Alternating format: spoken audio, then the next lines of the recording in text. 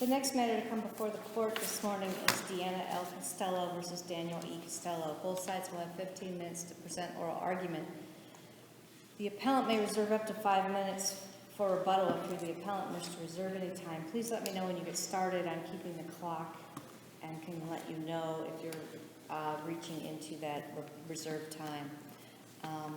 The arguments are being recorded. Please keep your voice up. Remain behind the podium. Please do not use the names of any children or victims, as we are recording, as I mentioned, and it will be posted on the court's YouTube channel. The judges have read your briefs. We're ready to proceed when you are. Thank you, Your Honors.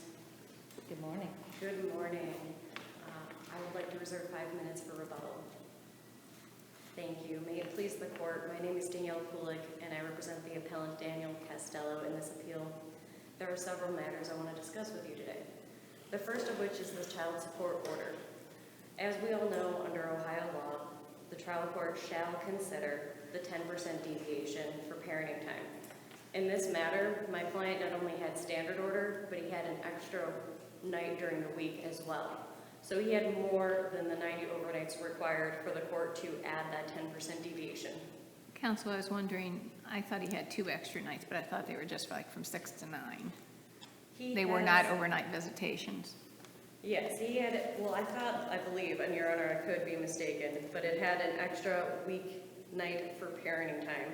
And the standard order itself is presumed to have that 90 overnights when you calculate in the holiday parenting time and the vacation parenting time, summer parenting time. So usually what we do is with the standard order, as you know, that's 90. If we go less than the standard order, maybe we don't have that 90. We went more than the standard order, we definitely have the 90. And I calculated it in my reply brief.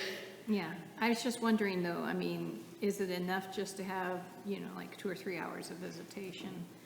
That's not enough to be an overnight if it's 2 or 3 hours, but the standard order itself is enough to count for 90 overnights.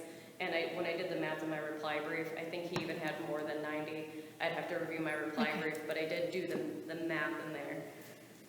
But that's, one part that wasn't considered, which is a large part of the child support. And the second part is health insurance. And I know the biggest argument is, well, health insurance wasn't presented to the court. The court ordered that my client provide the health insurance, but nobody ever discussed the cost of the health insurance. And I believe that was an oversight, and one of the reasons I said that this needed, a new trial, new evidence to be presented, and, to present information, but health insurance should also be credited against his income. Next to child support, we also had spousal support. So for me, one of the big issues here was the voluntary underemployment that took place between trial day 1 and trial day 2. Again, that was the surprise for a new trial as well. My client and his counsel were aware of it, but they did not have time to get her information. And when she testified, she's making the same salary, but she's no longer getting her bonuses anymore. Her bonus was about $40,000. $40,000 is a lot of money to just give up. That is voluntary underemployment. $40,000 is 2 times minimum wage. That's 2 separate people's entire incomes that she gave up as voluntary underemployment. Further, she, as a salary, made $124,999, and my client made $104. So that's a third person's minimum wage salary. For my client to live the standard he was accustomed to, he'd have to marry 3 more people. It does not make sense why he didn't get any spousal support. The standard of living he became accustomed to, he testified to. He's living in a house 75% smaller than what he had. He's trying to make his expenses.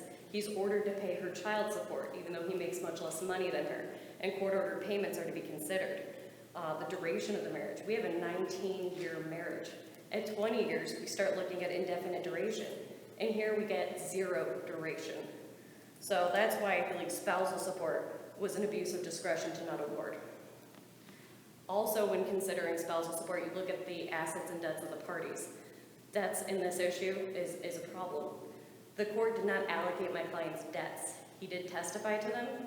There was no testimony that those occurred post-marital. There was no evidence presented that he created those debts pre-marital, that they were separate property.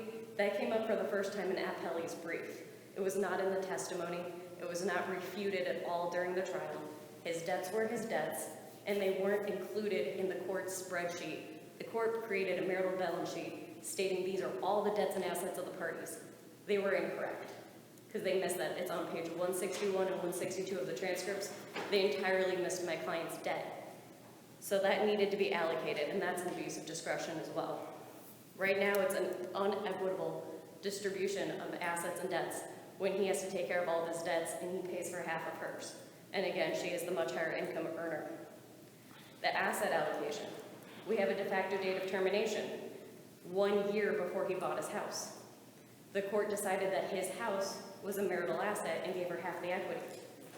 Even if somebody wants to argue that, well, we don't know where he got the money from to purchase his house, they should have questioned him that at trial, and his income that he incurred after the date of divorce, the de facto date, was his income. He can buy a house with that. It's his house. The court didn't have jurisdiction to allocate his post-marital property. So that, for me, is also a huge issue, and all of that needed to be considered when we're looking at spousal support.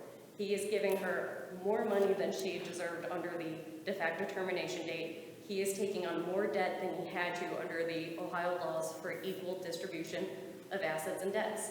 And then he didn't get spousal support on top of that and is paying too much child support for having the over 90 overnights and carrying the health insurance. So for me, this order was an abuse of discretion. I have a question about the attached journal entry. There was an issue about that the attached journal entry was the ruling on the objections, but not the actual final divorce decree. And then there's the ruling on the motion for a new trial. Do you have a response to that? Yes, and I did put it in my reply brief as well. It isn't a final appealable order until the court rules on the objection to the magistrate's decision, and the court has to conduct an independent review. So essentially, they're doing a de novo review of the entire record and coming up with their own decision. So what I attached was the court's final decision. And if we think the court didn't conduct an independent review or that their decision was too short and they should have included the decree that they issued before the magistrate's order even came out, that's reversible error on the court's part to not conduct an independent review. So I'm just asking procedurally, my understanding is the court adopted the magistrate's decision the day it was... Before it was issued, the day. The day it was issued. Yeah, same day it was issued. Did it ever, it let that order stand while the objections were being, it didn't There was an vacate automatic its order. stay. It was stayed while they were ruling, so that original decree stands. That original decree was stayed pending the objection, and then the ruling on the objection is the final appealable order. Okay. Is there some case law on that? I believe I put it in my reply brief, Your Honor, and I do apologize for not having that handy, but yes, for its local Rule 3B2A, I have listed down, appellant shall attach the docketing statement and demonstrate where the jurisdiction here. The final order is dated February 10th, 2022, attached. Attachment of a final judgment entry and docketing statement. Let's see. So it's all in there, but essentially the final order, everything is stayed until that final order is issued. So,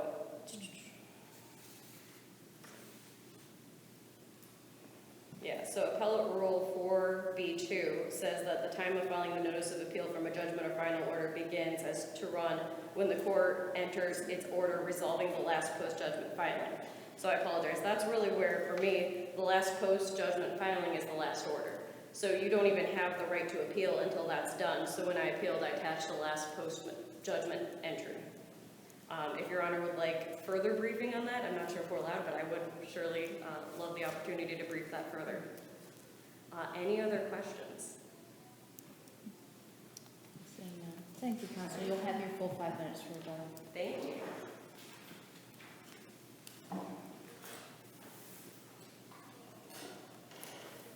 Good morning. Attorney Andrea Burdell-Ware here for the appellee, Deanna Castello. Thank you, Your Honors. Relative to this case, the first thing I would like to point out, which is kind of stuck with us throughout this, is the statement of facts by the appellant is fast and loose by our estimation. Normally, we don't spend a lot of time arguing about the statement of facts, And while I will say their brief does offer citations, it does not accurately reflect the totality of the testimony in each of those sections. So we did spend some time in the brief bringing out the rest of it, but by way of example, if you introduce a text message into evidence, the other side is allowed to introduce also the surrounding stuff. I would say to you that the appellant has cherry-picked certain facts that maybe indicate there was some issue that was appealable. But when you look at the entire section in that piece of the transcript, you become quickly familiar with the fact that it's only factually correct, but not in the totality correct. With regard to an example of that, there's been this talk about $40,000, wife took a $40,000 decrease over and over again. There is a basis for that because in several prior years she had gotten large bonuses. But the fact of the matter is her salary remained constant. And you'll see that over and over in the transcript. What we're talking about is bonuses. But we're not even talking about the most recent bonus. The $40,000 didn't happen on the eve of trial. She didn't get the $40,000 starting in the year before that. So contemporaneously, we're not talking about a sudden decrease in income. We're talking about something that had been going on. Bonuses, the transcript talks about how the bonuses are, they're up to the company. But that she hadn't gotten one in the preceding year and wasn't going to get one in the year of the trial either. So the income really is flat. It's 125 to 125. As it relates to her voluntary underemployment, it's a lateral move. Going from 124,999 to 125 is lateral. Counsel, so I understand. Yes. My understanding from reading the briefs was that she was transferred within her company to... Twice. Okay. She was transferred, and that was where she was earning like the 125 at the last point. Correct. And at that point, then, she was not eligible for any bonuses? I can't speak to that moment in time. I don't recall because there were two RIFs that the transcript refers to, which is acronym for reduction in workforce.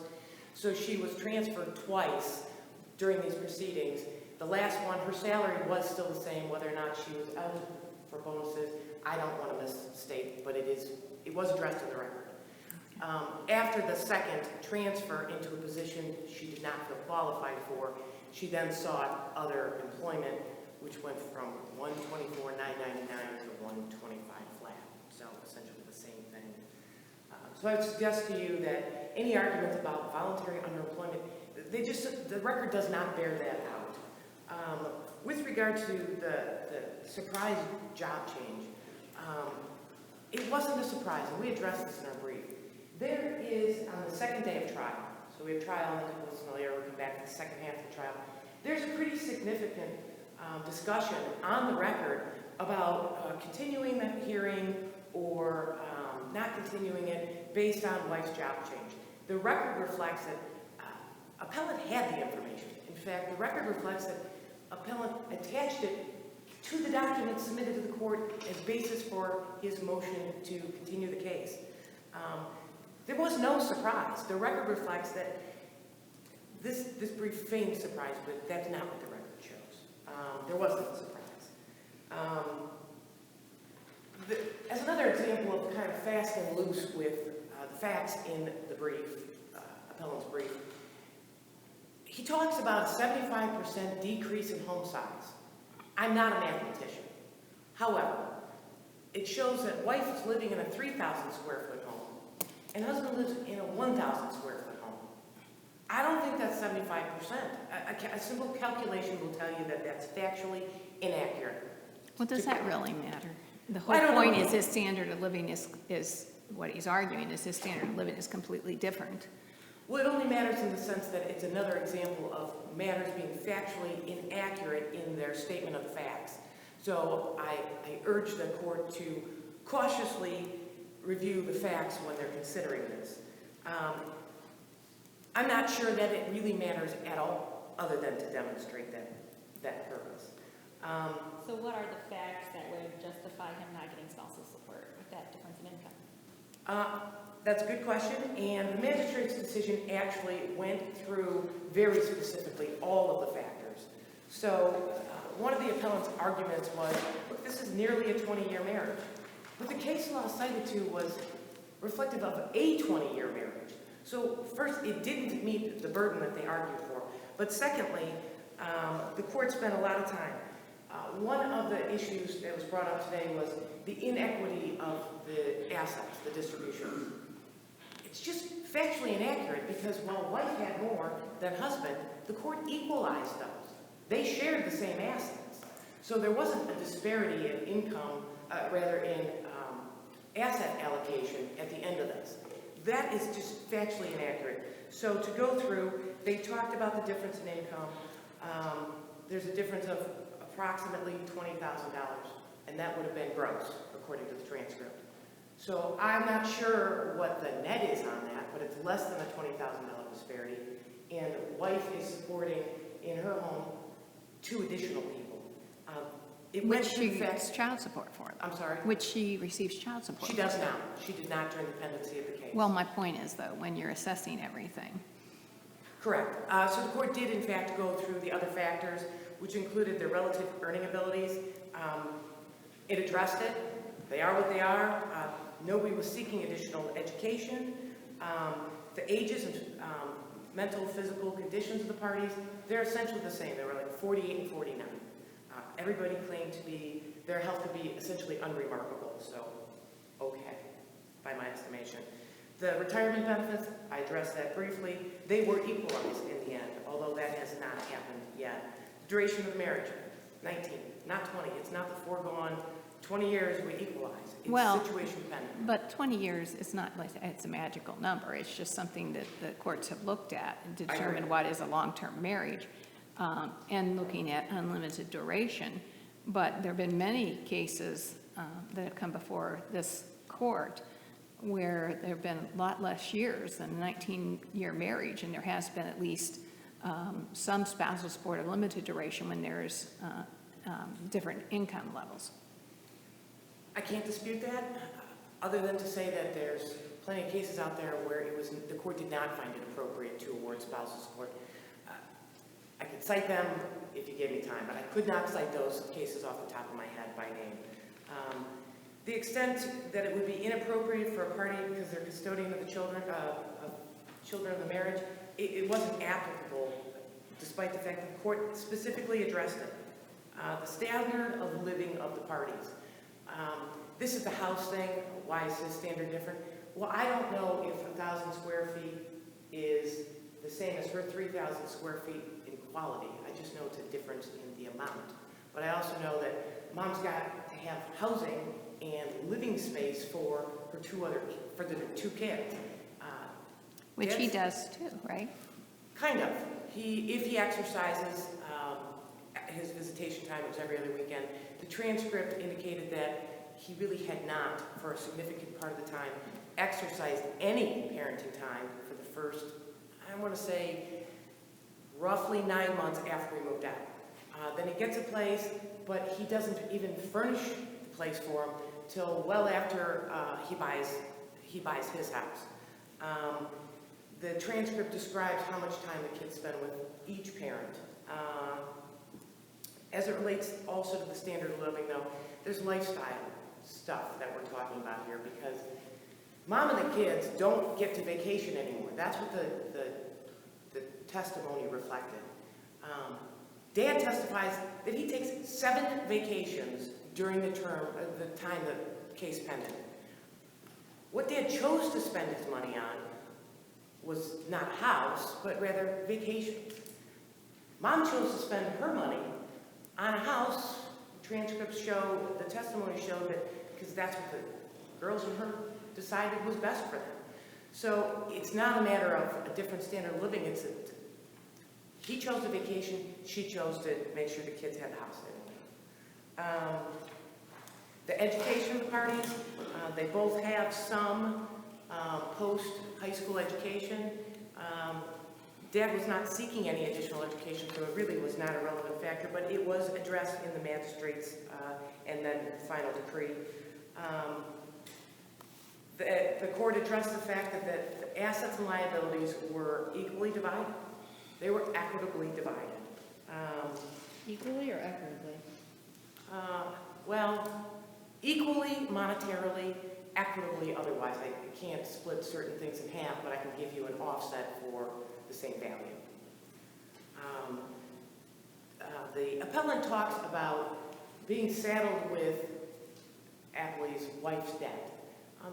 Really, wife was saddled with wife's debt. It was, if you look at what the court did with it, they said, here's the assets, here's the debt, and they actually get it down to the penny. Each of the parties gets roughly $90,000, but to the penny. And there's a very good demonstrative display in the decree of how they got it, where they got it. There was some discussion this morning about Dad's debts. Dad didn't get any credit for his debts. I would suggest to you that Dad didn't get any credit for his debts because nobody believed him at the trial level. There is some discussion in the record about Dad being uncooperative. The ultimate decision reflects his recalcitrance to exchange documents. The record reflects that he did not provide, timely or otherwise, copies of these alleged debts so anyone could verify them or look at them. And the record reflects he doesn't even know how much the debts were. They were in the neighborhood of $5,000 or $6,000. What are we to do with the asset and debt affidavits that were filed at the beginning of this case in terms of evidence of these debts? I don't think they are evidence of anything, and that's why neither party brought them up. The case had pended for a significant amount of time, and they were not updated as of the time of trial. So I'm not sure they have any bearing on them, other than it was a starting point to know where to dig for information. As it relates to the Wayfair debt that Dan complains he doesn't get credit for, I don't even know that he actually thinks it is a debt. He calls it a commodity. I don't know what a commodity is, so I'm guessing he misspoke. But to take him literally, it's not a debt, it's a commodity. So to take him less literally, maybe the court would like to interpret it as misspeaking. There is not one shred of evidence of it other than some bald assertion that he thinks it was for the girls' bedroom sets after he bought his house. $15,000 for bedroom sets if your house was worth $130,000, it's not credible. He wasn't credible in his testimony in the case, and that is at least in part reflected through the decision. I would also point out that there are other things that the court was presented that didn't necessarily ultimately factor into the division, but were considered as it relates to things like spousal support. There is testimony by the defendant, rather the dad, the appellant, that he traded, after the case is filed, he trades in his vehicle, contrary to the court's mutual restraining order, for a $10,000 credit on a vehicle he purchases during the case. Wife doesn't get any credit for it. She testified she wanted it, magistrate denied it. So there are definitely considerations as to why the spousal support decisions should stand, and that would be one of them. $10,000, wife was out. She did object, it was denied, but frankly at some point you just have to stop the litigation and move on. But because we are in the Court of Appeals, I would like the court to understand and recognize that there were those considerations which also support the spousal support as calculated. And you have about 30 seconds. Thank you. As it relates to the 10%, we briefed the numbers, they briefed the numbers, follow the math, you could decide. But 2 evenings a week are not 2 overnights a week. It's a whole different ballgame to take somebody out to dinner. And then lastly, he got credit for the health insurance. It was zero, according to what he's presented, so he got just what he asked for. Furthermore, he could file a motion to modify. Thank you. Thank you, counsel. Thank you, Your Honors. I had a few things I wanted to touch on about my client being uncooperative or not producing documents. There was no testimony or evidence to the contrary. She's saying this in regards to the credit card statements and things of that nature. That was not discussed on the record. She didn't provide any questions about that. So during the trial, he could have been asked, well, did you incur that credit card debt after the de facto date of marriage? How did you incur that credit card debt? What did you use your credit cards for? None of that is on the record. The record says, sir, do you have marital debt? Yes, I do. These are my marital debts. There was never any testimony to the contrary. Ms. Castello never testified. Those are not marital. The marital debts were testified to. Now, when counsel states that there is a chart, it is not equal. When we look at the marital debts, completely blank as to husband's side, completely blank. So there's $15,000, $6,000, and $5,000 unaccounted for. When counsel states that Wayfair is a commodity and not a credit card, that's what they call their credit card. It's called a commodity card. So that is, and there was, no testimony. She never asked him on the stand, what's a commodity? Is it not a debt? Also, she states that his vehicle is given to him in lieu of spousal support. His vehicle is on the chart and was accounted for in the debt and asset ratio, as was his post-marital home. So again, that chart is not everything, and it's not a complete order. With the completely, obviously missing blank for Daniel's retains in the debts, it is not complete. And the court order states the equitable allocation of the parties' marital debts is accounted for in the equalization setting. It is not accounted for. When we're talking about her income, counsel just stated that their incomes were equal at 124. In 2017, my client made $90,000, her client made $162. 2018, my client made $97, she made $165. 2019, when this trial happened, my client made $104, she made $166. These are not two parties both making $124. The exhibits show clearly that she has over three entire minimum wage earners' income higher than his. At no point would he be able to have the standard of living he became accustomed to.